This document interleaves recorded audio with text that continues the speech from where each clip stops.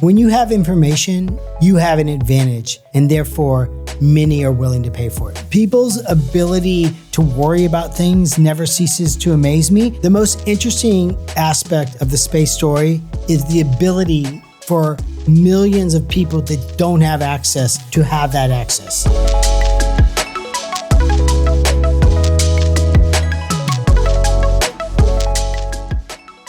Hi, I'm Cherry Reynard and welcome to Silicon Valley Bite Size, where we discuss, chew over and get into the weeds of some of the biggest trends in tech investing. In this episode, we want to explore the subject of space and satellite technology. NASA's awe-inspiring Artemis II mission may only be a recent memory, and for many people, space tech can sound futuristic, even speculative. But beneath the headlines, something very practical is happening. Satellite networks are making it possible to access information and connectivity in places where it simply wasn't available before. So what does this all mean from an investment perspective? I'm joined by Mike Seidenberg, lead manager of the Allianz Technology Trust. Mike, great to have you here. It's great to be here. So Mike, I think when people hear space tech, they're thinking of moonshots and big headlines like Artemis II. What's the more practical investment story here? I mean, the practical investment story here is really one around reusability, leveraging technology to efficiently launch satellites and other things into orbit. And then obviously, because we have such powerful chips, we're able to shrink that form factor around satellites and put them into orbit and create really compelling value propositions for potential customers. So it's a totally different paradigm with respect to how space used to be thought of with government agencies and whatnot. This is real commercialization and utilization of rockets in order to drive systems into orbit that people are going to pay for. And that sort of thing of putting stuff in space has become much cheaper.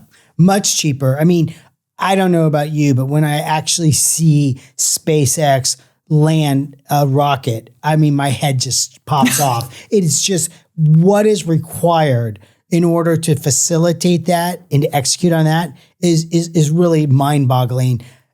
Having said, even with that, their goal and others like them are to continue to bring down the cost per kilo of launching things. And you have just this backlog that they're seeing across the industry where there are just a lot of things that people want to put into orbit because they see new and innovative business models if they have access to satellite networks and the like. Okay, so that's interesting. So this is really a connectivity opportunity. That's where the investment opportunity lies. I mean, primarily it's really around connectivity. I mean, I think there'll be an aspect of space tourism. I mean, count me out on that, I might add. But I do think that this is really about creating services. I mean, just anecdotally, I've just been shocked the number of people that I know that are really interested in having Starlink, not only for themselves, but for their families. And I think you'll see interesting business models emerge out of that connectivity. It reminds me a little of when cellular first became a thing, in that you saw use cases that would have never been modeled. In that, I can remember going to India and talking to some of the cellular companies, and you had these, subsistence fisher people, and they would have a cell phone, which made no economic sense, right? I mean, these are people living kind of, at a very low economic level, but they would have a cell phone because the various ports they could go back into with their catch, their pricing was different, so they use that information from that cellular network in order to optimize price in that case. I think you'll see, interesting use cases with, satellite networks that we haven't seen yet. The most interesting aspect of the space story is the ability for millions of people that don't have access to connectivity and therefore the information to have that access.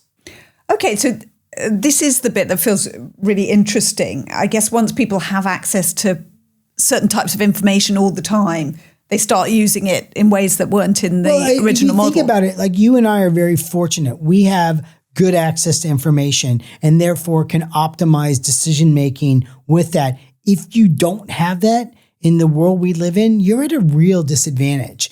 So bringing that information to people that don't have the ability to access it is really valuable. When you have information in your hand, you have an advantage, and therefore many are willing to pay for it. Okay. And Mike, I wonder if you could bring it to life a little bit. So, an example of this in action, what types of thing it's being used for? As far as with respect to some of the satellite networks, Yeah. I mean, the best example I have is how productive I am on an airplane if I'm on a satellite network with respect to the interaction that you have kind of with the various productivity tools that you use primarily. If you think about just Outlook, I mean, you don't realize the fatigue that sets in if you're waiting to kind of get back an email or trying to communicate kind of with your coworkers. When you have that high speed, it's as if you're at your, I put my Bose headphones on and I feel like I'm at work, but I happen to be sitting on an airplane. I think that's an interesting use case. I also think that, people's ability to worry about things never ceases to amaze me.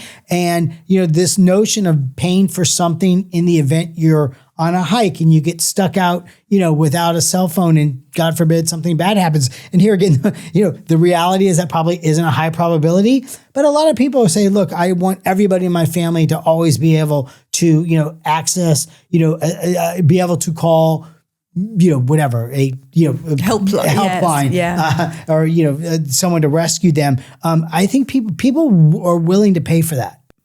And then what about the investment case? Because we've got the SpaceX IPO coming up, but that's obviously quite high profile.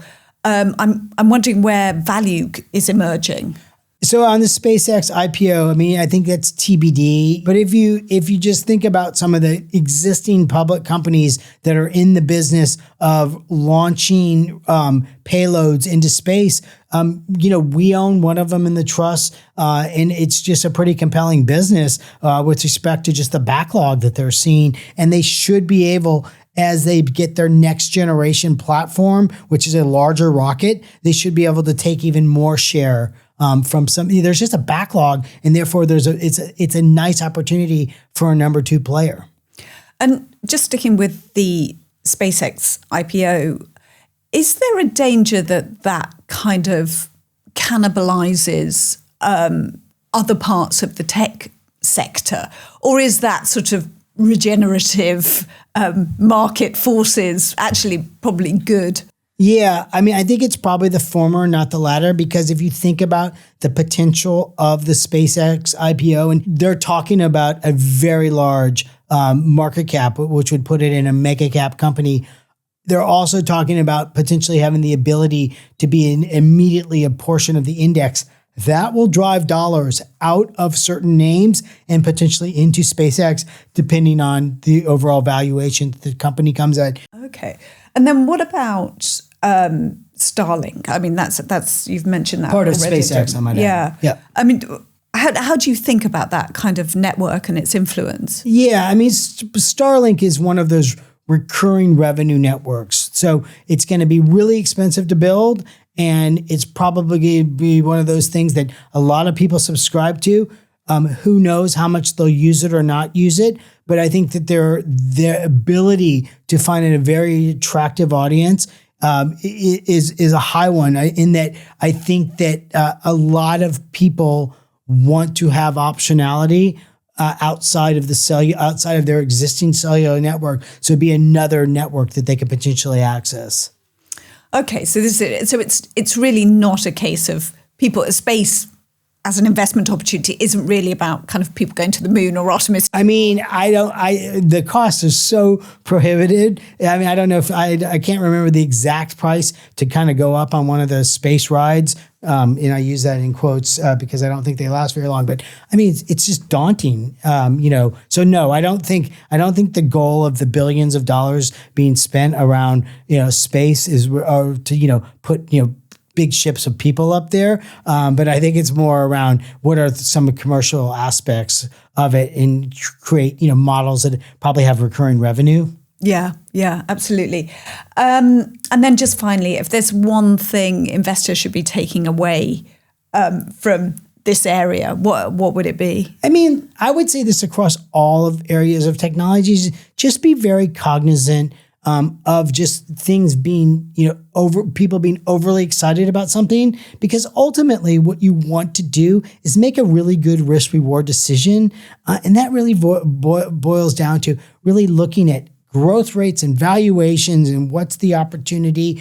So, I remind myself as we do our diligence, not to get overly excited or overly upset, but just to really be kind of fair balance about it. So you can make that decision from a place where you've done the work, you've looked at a model, and you basically ask yourself, what's the opportunity here? Okay, great. Thank you, Mike. Very interesting chat, very interesting area. Great to be with you. Now, if you'd like to learn more about how Allianz Technology Trust approaches emerging technology areas such as connectivity, satellite infrastructure, and other long-term growth themes, you can find full portfolio details, insights, and performance information on the Allianz Technology Trust website. And if you're enjoying Silicon Valley Bite Size, please like, subscribe, and follow the series. Thank you so much for joining us.